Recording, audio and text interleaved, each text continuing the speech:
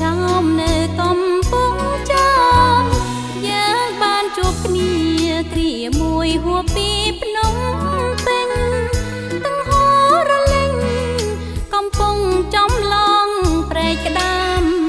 មេឃក្តៅខ្លាំងណាស់យើងចាំបែកយើងរហើមយើងឈរនៅក្បែរផ្ទះចាមបងនឹងមុំសាសងវាចា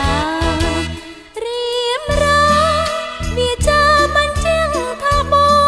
ងស្នេហ៍លើនួនល្អបំឡងចូលដល់មេបាឲ្យស្រីរងចាំដើមឆ្នាំសូមកុំទៅណាឲ្យម៉ែបងចូលសុខាស្ដីជីវ៉ាធ្វើគោបុព្វេ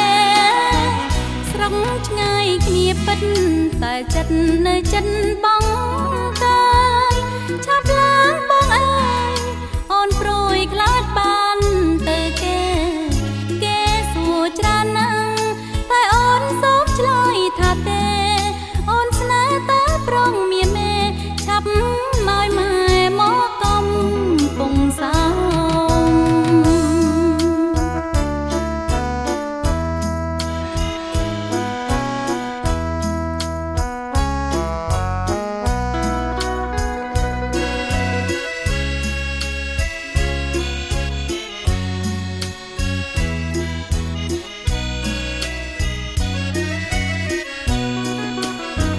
ស្រុកឆ្ងាយគ្នាពិត